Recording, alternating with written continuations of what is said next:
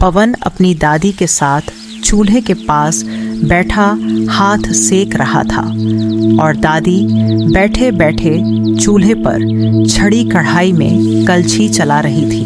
दादी दादी आप क्या बना रही हैं? ये हलवा। हलवा? हाँ।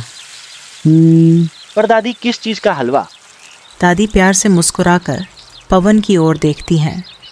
ये है मिट्टी का हलवा। मिट्टी का? पवन यह सुनते ही एकदम से अपनी आंखें बड़ी कर लेता है और मुंह एकदम चौड़ा खोल लेता है।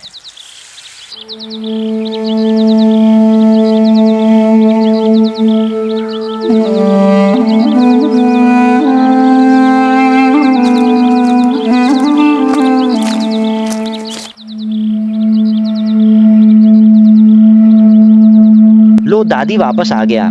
पवन मुस्कुराता हुआ गांव में आता है और पूरे रास्ते मुस्कुराता हुआ और अपने बचपन की यादें दोहराते हुए बस चलता जाता है। तभी पवन की नज़र सामने खेलते हुए बच्चों पर जा पड़ती है। पवन उन बच्चों की तरफ ऐसे देखता है जैसे मानो जिन बातों को वह भुला देना चाहता हो वे बातें फिर से मुड़कर उसके सामने आ गई हों। पवन अपने दो दोस्तों के साथ नीम के पेड़ के नीचे खेल रहा होता है। ये पतलू तेरी बारी है, अब तू जा। और हाँ, जब तक 10 की गिनती पूरी ना कर ले तब तक मत आना। मैं तो चला जाऊंगा, पर मटारू तू इसके साथ ही चिपकी हो, कहीं ये अपनी दादी की तरह अकेले में खुद से बात करने न लग जाए। हाँ हाँ हाँ। क्या बोला तूने? क्या बोला मेरे दादी के बारे में? कॉलर छोड़ मेरा। मेरी दादी के बारे में क्या बोला? क्या गलत बोला? तेरी दादी है ही पागल जो अपने आप से बात करती रहती है। पवन पतलू को नीचे गिराकर उसके बाल नोचने लगता है। पवन एकदम स्थिर खड़ा होकर बस एकटक उस नीम के पेड़ की ओर देखता रहता है। सब सही कहते हैं, तू भी अपनी दादी की तरह है, पागल। छोड़ मुझे। तेरी हिम्मत कैसे हुई मेरी दादी के बारे में बोलने की? देखते ही देखते पवन की आंखों से एक के बाद एक आंसू गिरने लगते हैं।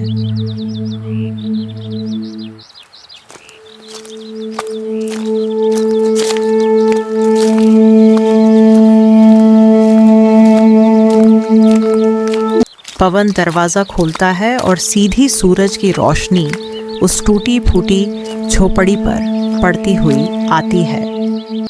पवन उस झोपड़ी के चारों तरफ नजर घुमाकर देखने लगता है और एक गहरी सांस लेता है। आह, धूल से भरी हुई ये झोपड़ी, लेकिन खुशबू यहाँ अब भी मिट्टी के हलवे की है।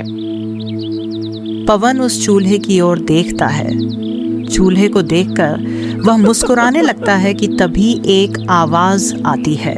भैया ही गईल। पवन चौंक कर पलटता है। कौन है बे तू? अरे तमीज से बात कर, नहीं तो लाठी से बहुत पीटब, समझ गईलस का? ये सुनते ही पवन की आंखें एकदम बड़ी हो जाती हैं, मानो उसने अपनी आंखों के सामने कोई चमत्कार होते हुए देख लिया हो।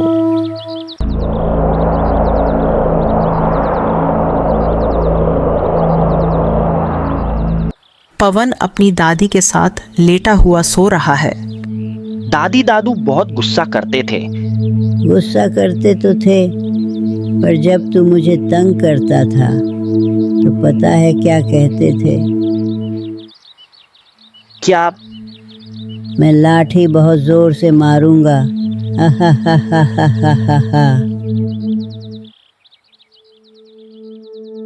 ये तो मेरे दादू कहा करते थे। दादू। आहा।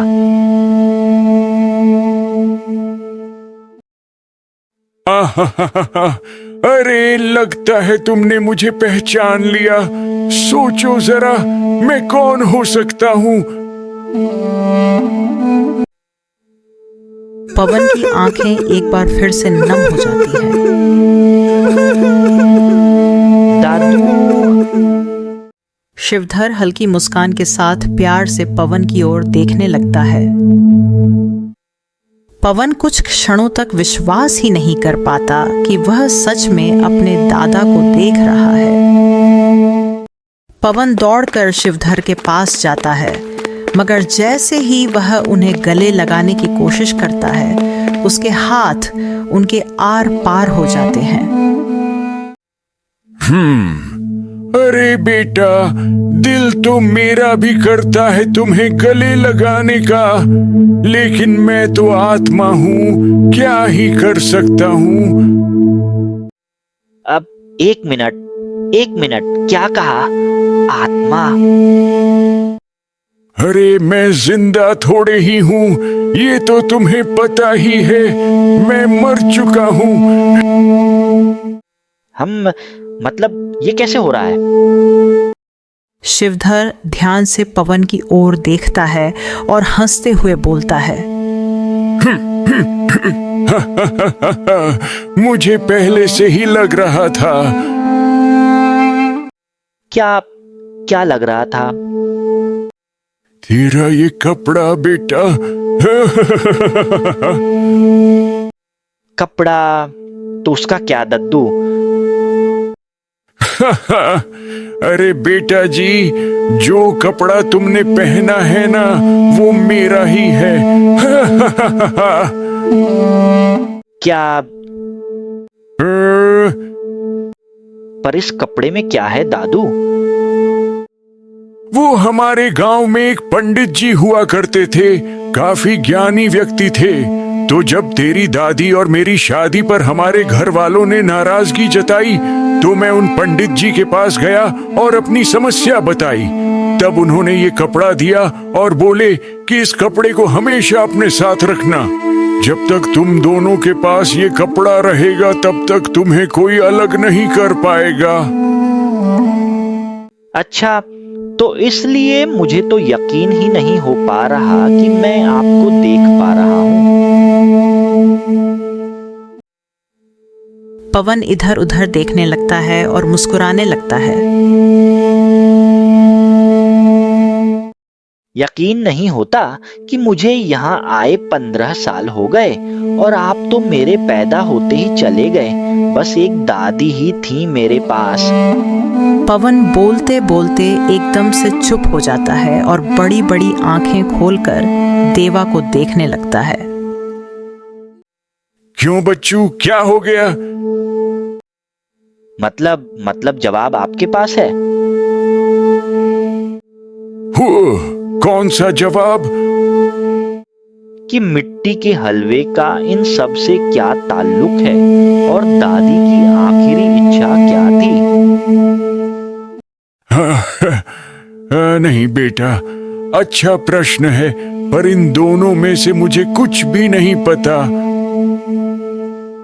क्या? पर दादी कहती थी कि जब तू घर जाएगा तो तुझे धीरे धीरे सब पता चल जाएगा। धीरे धीरे ना, एकदम से थोड़ी ही। तो आप मदद तो कर सकते हो। वो मैं कर दूंगा। ठीक है, तो कल से बस शुरू करेंगे। अभी मैं यहाँ सफाई करके सो रहा हूँ। आज मैं बहुत थक गया हूँ। अरे जा, कैसा जवान बालक बनेगा रे तू। हाय! अरे हम दादू कल सुबह बात करते हैं।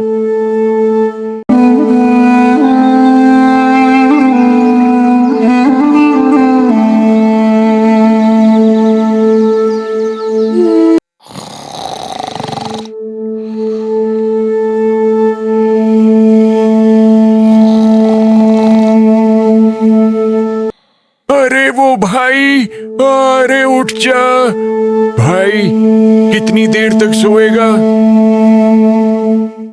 ओहो, ओ क्या है? अरे उठ जा भाई, तेरी दादी की आखिरी इच्छा के बारे में बात नहीं करनी है क्या? पोते होने का फर्ज निभा भाई। ओह, अरे दादू यार, सोने दो ना यार। आह, अरे बेटा जी, उठ जाओ वरना लात बहुत मारूंगा। हाय। पवन मुंह बनाकर आंखें मलते हुए उठता है। आह, ओहो, अरे दादू, आप दादी को भी ऐसे ही परेशान करते थे क्या? अरे वो मुझसे भी जल्दी उठ जाती थी भाई। हाँ हाँ हाँ हाँ। ऊपर ये गांव और ऊपर से यहाँ इतनी ठंडी क्यों रहती है दादू? आह, अरे बेटा जी, यही तो खास बात है इस गांव की। चल अब उठ जा, थोड़ा घूम फिर ले। क्या पता बाहर निकलते ही दादी की आखिरी इच्छा और उस मिट्टी के हलवे के बारे में कुछ पता चल जाए। बेटा एक काम कर, एक रजाई और ओढ़ ले। अरे दादू, आप तो आत्मा हो, आपको थोड़ी ना ठंड लगेगी, लगेगी तो मुझे।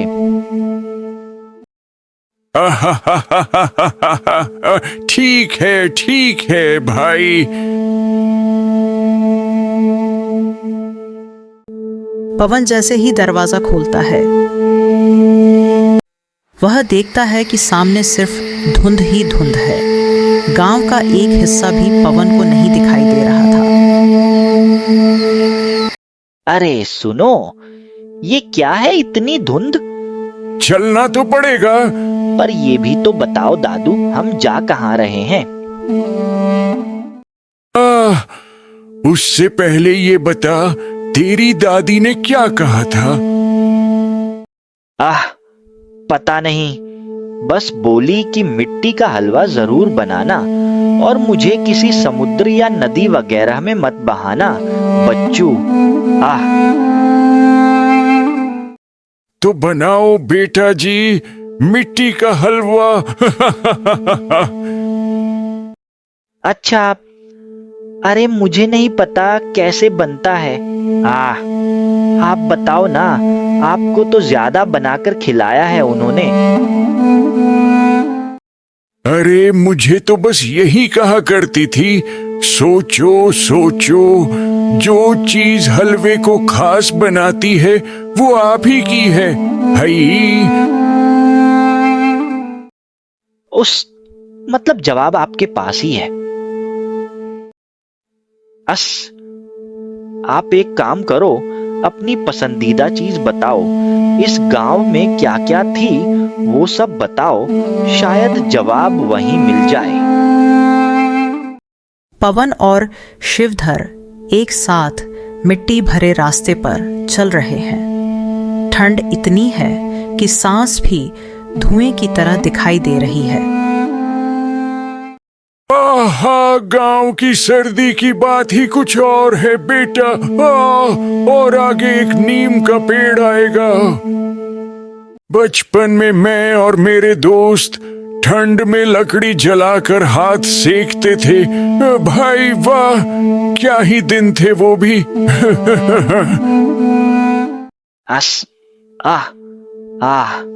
तो जवाब यहाँ हो सकता है क्या, उस पेड़ के पास? तू देख लेना, अब वो कभी भी आ सकता है।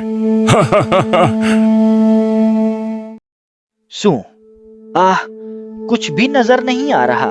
ये धुंध तो बड़ी खतरनाक है, कहीं टकरा न जाऊं।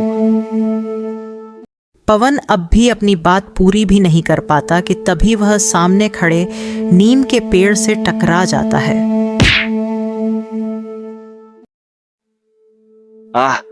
उफ, यार, नाक में तो जान ही निकल गई। देवा हंसने लगता है।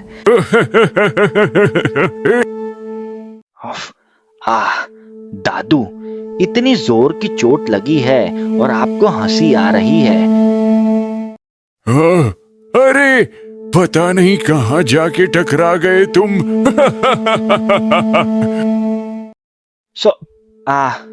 अरे दादू, कहीं दादी हलवे में नीम तो नहीं डालती थी?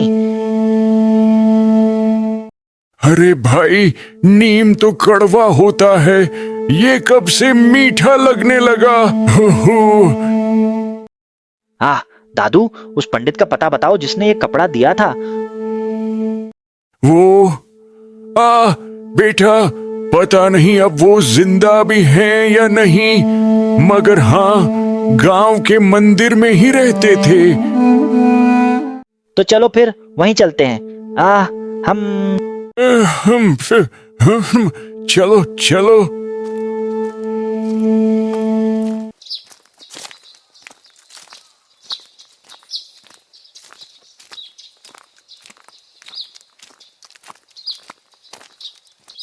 पवन और शिवधर मंदिर पहुंचते हैं, जहां एक पंडित बैठा हुआ होता है। राम राम पंडित जी। राम राम बेटा। पंडित जी, इस मंदिर में कभी पंडित हुआ करते थे? पवन बगल में खड़े अपने दादू की तरफ देखता है। अरे नाम क्या था दादू? पंडित उसे खाली जगह से बात करता हुआ देख हैरान हो जाता है। अरे हम राजू पंडित। पंडित जी। अब राजू पंडित, उनका तो कई साल पहले निधन हो गया था बेटा। अब अच्छा, चलो ठीक है, धन्यवाद पंडित जी। अरे ये खुद से ही बातें कर रहा है।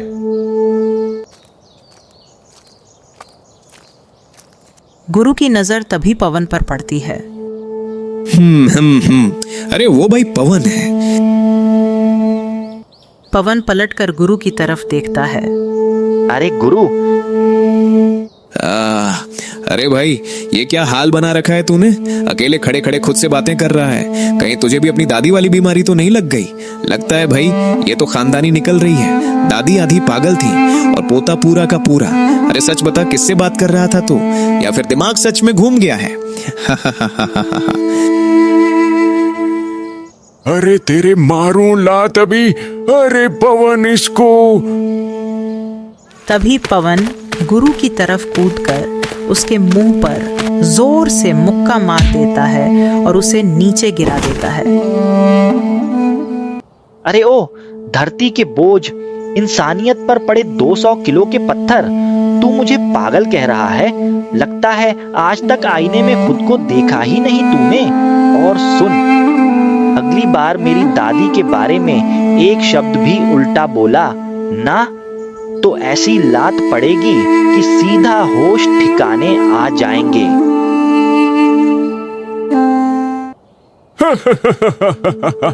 शाबाश मेरे शेर। पवन अपने दादा की तरफ देखकर मुस्कुराने लगता है। शिवधर हंसते हुए आसपास के लोगों का मुंह बंद करा के वहां से चला जाता है। ज्यों-ज्यों दिन आगे बढ़ता है, धुंध धीरे धीरे गांव से अपना डेरा समेटने लगती है और सूरज की सुनहरी किरणें साफ साफ धरती को छूने लगती हैं। अब थोड़ी धूप दिखी। क्या यहाँ के अलावा कोई और जगह है क्या?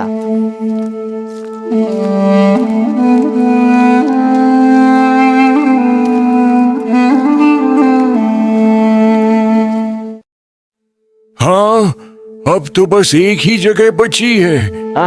कौन सी दादू? तेरी दादी और मेरा खेत।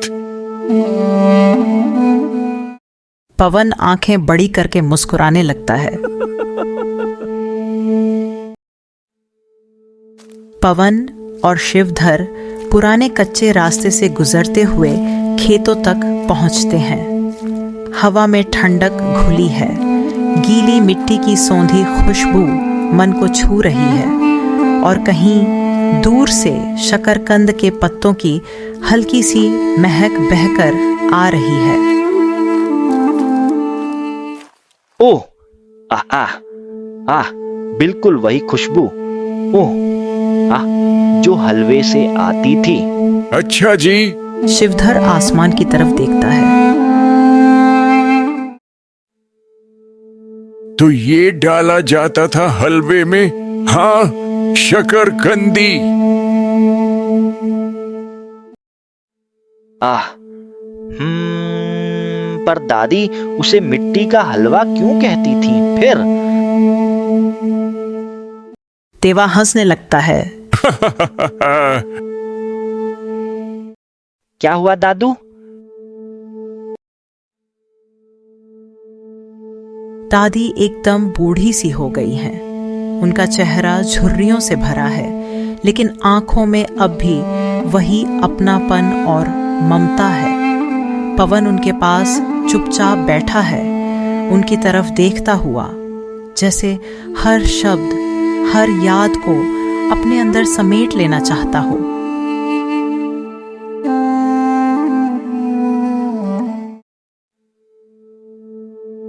बेटा, मेरी आखिरी इच्छा है, मुझे किसी नदी या तालाब में मत बहाना। मुझे वहीं बिखेर देना जहाँ मुझे सुकून मिले। शायद उसी मिट्टी में जहाँ मैंने अपनी जिंदगी के सबसे खूबसूरत पल जिए थे।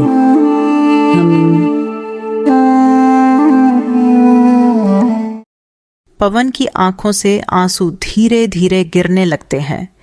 वो चुपचाप खड़ा रहता है, जैसे शब्द उसके गले में ही अटक गए हों। ओह, यही है वो जगह जहां मुझे उनकी अस्थियां बहानी है, उनकी आखिरी इच्छा। आप हो ना दादू? दादी चाहती थी कि मरने के बाद भी वो आपके साथ ही रहें। शिवधर हल्का सा मुस्कुराता है, फिर नजरें झुकाकर नीचे देखने लगता है। उसकी आंखों में भी नमी उतर आती है और कुछ ही पल में उसके आंसू भी मोतियों की तरह टूटकर जमीन पर गिर पड़ते हैं, जैसे वो भी उन यादों में कहीं खो गया हो।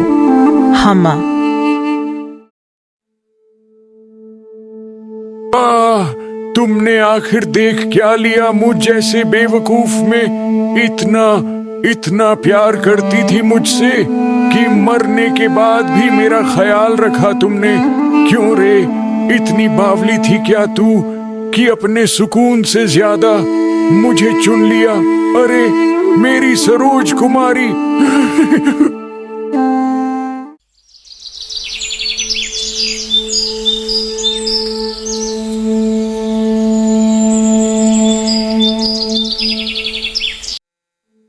दादू, अब आपकी मुक्त होने की बारी है। उस पंडित ने कहा था कि ये कपड़ा आप दोनों को साथ रखेगा। पवन कपड़ा उतारता है और उसे खेत में रखकर आग लगा देता है। देखते ही देखते शिवधर की आत्मा सुनहरे आसमान में विलीन हो जाती है, मानो सरोज और शिवधर का घर अब उसी आसमान में बस गया हो।